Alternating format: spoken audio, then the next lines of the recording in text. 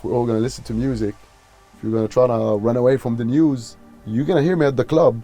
I'm gonna be talking about the struggle. And that's what I wanted, to claim those spaces. But I'm more interested in converting the ones who don't know, you know, in inviting people who don't find that as a barrier in their life. But they might like a song, and there's a trap in this song that's gonna open your heart to something that is very important, you know. Let's start at the beginning. Tell me about your upbringing. Where are you from? My name is Tariq Abu Quaik. I was born in Amman, Jordan. My father is from Lid, and in Nakba they ended up in Gaza. My mother is from Jenin. Your name, how did you pick it and what does it mean? That's another interview. I know, but you gotta try.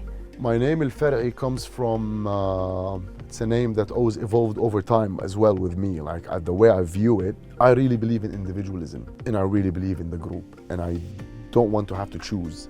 So I feel like by saying Far3i with al-Ta'rif, you know, the Far3i, is kind of given the side thing a big size. But just by the fact that it's, you know, Far3i, the sub, the branch, it means that I come from something. You know, Far3i is like Far' al-Shajara, or like the branch of the tree. Yeah. Because it grows outwards, it's its own thing. It's only able to be its own thing because it's attached to the root. So you cannot disconnect yourself from your roots, you will die. You should use your roots to also be your own new thing and branch out. And then how did we get to you creating music? I started playing drums, which was my main instrument for a very long time at an early age. I was writing Arabic poetry when I was younger, like when I was 10. But then later on in life, different things happened that got me to the place where I felt like the need to sing more than just to play, you know, instruments. So I come from the place of loving instruments and making music, but then the message became important, very important for me, so I had to merge them. You know, some people enter the game for the message, for being the artist, the carrier of the message. Some people enter for the technicality and the beauty of music itself. And I feel like I came for both, you know. Do you feel because you're Palestinian, it's almost like your duty to communicate the Palestinian culture and story through your music?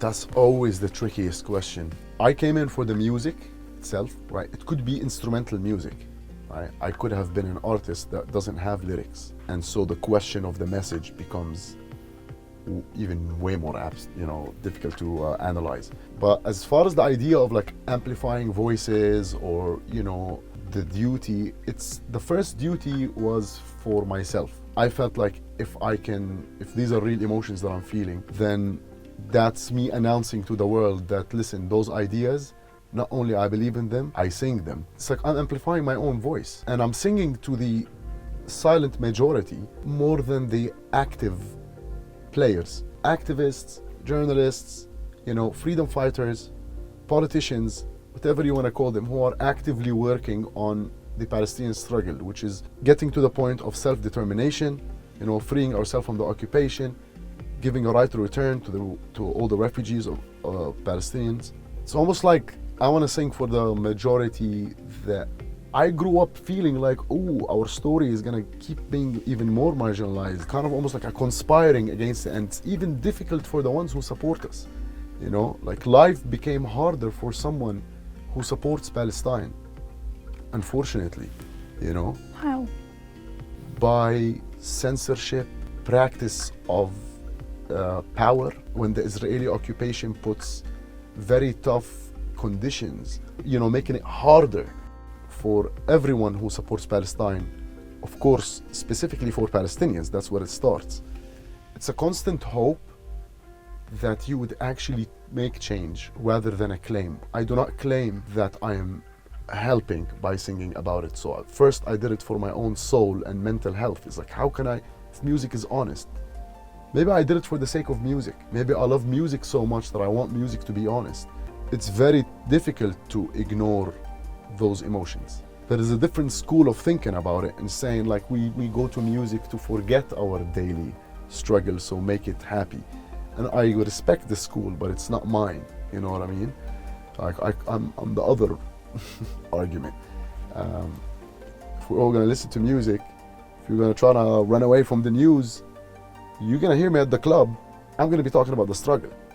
And that's what I wanted, to claim those spaces, you know, and inviting people who don't find that as a barrier in their life, but they might like a song, and there's a trap in this song and it's going to open your heart to something that is very important, you know. صفنت انا فيكي اتغيرتي ليه بشوارعك دفنتيني مدام صوتي صار صدى في مجاريها ما صرحتي ليه. I wanted to also ask you about a label that I've seen people associate to you a few times, which is an activist. You've already expressed that you're expressing your feelings and it's for your mental health. It's not necessarily that you're trying to amplify voices. It just so happens this is part of your identity, right? And in a 2015 interview you said, I'm a rapper, I'm not an activist. Do you still stand by that? I mean, the reason why I say that is because when I say activist, I'm not an activist, it doesn't mean that I haven't done activist work. It means that for me to say I'm an activist, I feel like it's a dedication. Often I've said like, it honors me to be the entertainment for activists, you know what I mean? But again, I think I sang for the sake of the feeling of unable to do something more. There's an Arab saying that says, "Sha'ar jaban," as in the poet is a coward. And I love this saying because I feel like it's like, I want to express my solidarity with whoever's compromising more towards the struggle. But I can't come and be like, can't come and take their shine, you know? It's all entertainment in the end of the day. So I guess we're just being sneaky. We don't want to be entertained and feel like we forgot what's happening because we know it's always happening. Do you feel guilty? Yeah, a big part of doing all this music is guilt. Sometimes I thank God that I've, you know, written songs for like 15 years and I fail to get out of the theme, which is the struggle. Go and write a love song and make it about the struggle. Go and write a whatever song and make it about struggle. But sometimes I thank God because at times like the times we're in right now, I feel like I don't have a problem with performing, you know? Maybe I'm the content you want to avoid on regular days, and I don't know if there are regular days for us, you know? What was it like when you went back to Palestine? It was as typical as it would be for crossing the border between Jordan and Palestine and seeing the treatment of how the Zionist soldiers treated us. You know, I've been there during the first Intifada, I've been there during the, you know, Oslo times, during the second Intifada. So like one of my first young experiences was we were going, I was 4, my brother was 5, it was going me and my brother and my sister and my mother. My father doesn't have the ability to re-enter Palestine. So that year on the border, they sent my brother back. He's By himself? 5, because we had to go and like send him back to the Jordanian border and my father to pick him up. Because on that year, they decided that anyone who's over 5 has to be like separated from their mother's papers or some complication like that, like those kind of tactics they use on Palestinians to make it harder, you know. Mm. And in that year, I was 4, I arrived and I remember walking with my uncle, who later was martyred in 2006 by the Zionist occupation. And we were walking downtown in Jenin and a IDF soldier was passing by and he was very close to us. And I said, Khalo, hada Israeli, like, is this the soldiers? You know, like, you know, 4, yeah. You know. He like lift the machine gun, pointed at me and say, shake it host, like, you know, like shut up. And I was scared. I was like, wow, you know. And my uncle was like, hey, don't be scared, you know, he does nothing. He kept walking and that memory just reminds me of like, this is normal in Palestine. And it's 4, you know, when you're 4, these are the first memories you start to form. And I remember that those happened on the same trip, those 2 incidents.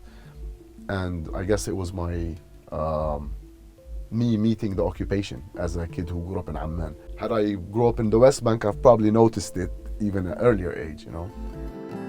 إني فرعكم في الشتات ومن داخل الديار صرختي تبحث بالسبل أخشى فتنة مستحدثة تضربنا من جديد وننقسم the recent events since October 7th, a lot of people who aren't aware of the situation in Palestine or Palestine will be seeing this for the first time and think that this is all an isolated event. How has it been for you seeing everything that's happening? And obviously you said you've been shadow banned again. Like, how's that feel for you? It's very like heartwarming is the word. I think it's powerful what's happening with like Gen Z. I go on TikTok and I find all those people who are not activists from around the world expressing the experience of being exposed to Palestine now. That is very interesting. It's very interesting. And you know, I mean, as a Palestinian people, we've done everything that could be possibly done as far as, you know, no one has a creative idea for how to spread your cause, but it's been used, you know, everything, diplomacy, freedom fighters with like, you know, stones, technology, cyber, music, we've done it all. And so today, when I see a kid on TikTok, or you know, a person on TikTok saying, it's unbelievable that people could come and ask you, you know, if you condemn the attacks on October 7 when literally you're trying to show them photos of dead Palestinian children from before October. The thing with Palestine, it challenges our understanding of religion and our understanding of a state. And both of those concepts, religion and the state, they're everything. The Palestinian struggle challenges those two ideas. And so I get why Palestine irritates the tyrant, you know, because it challenges something so specific about the human experience. And it always brings up the question, so suddenly the indigenous native of Australia or New Zealand or the United States is thinking like, okay, and I'm not saying, of course, each have their own struggles, but the question of the native and colonizer is brought up. The question of racism and skin color is brought up when you see Palestinians looking like everyone, but still be consistently genetic to that place, you know. It challenges, like the conversation is like, so you guys don't want to have a public comparative religion discussion?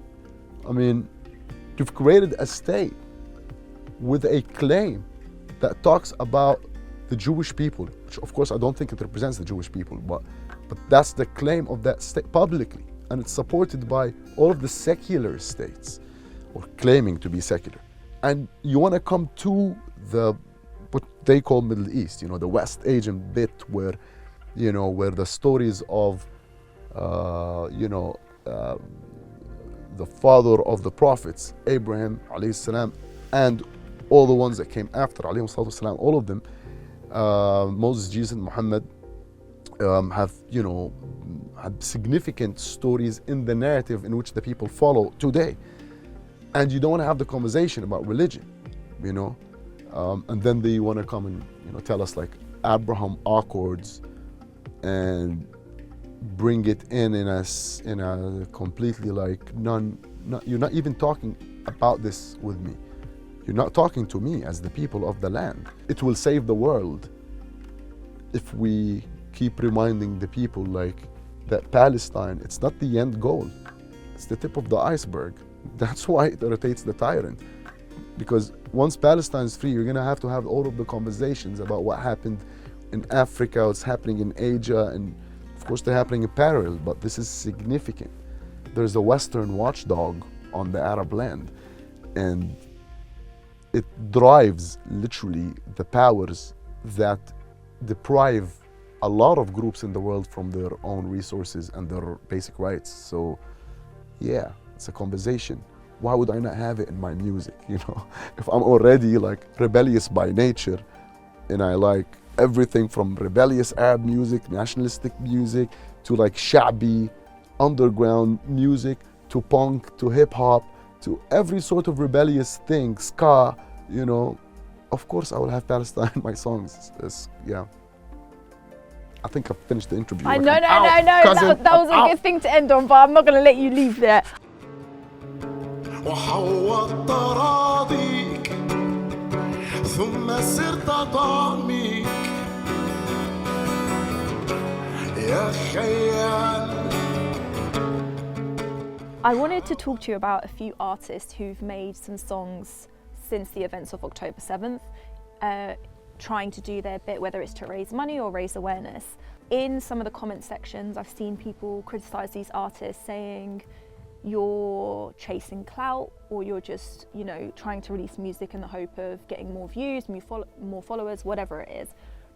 What is your perspective on that kind of angle? It's a tricky one. I mean, it's hard to say, you know, it's a case-by-case thing, but in the end of the day, like, it's very important that the message exists everywhere and people use it. We should be thinking about how much they try to silence the voices that talk about Palestine or talk about any cause that's important for any people. Do you believe that your music is a form of resistance? I believe that in this case that we're in, Palestine, I really believe in existence is resistance. Because what we're fighting is a force that's trying to cancel us. That's what it comes down to, 100%, you know. History proved it so many times. If we exist, the occupation does not exist. So, by existing, yes, I think my music is a form of resistance. I think resistance is doing your best. And at times that might be my best, and at times that might be just something easy that I can do. Is it my preferred type? I don't know, but it's what I know how to do. And it's part of a resistance journey.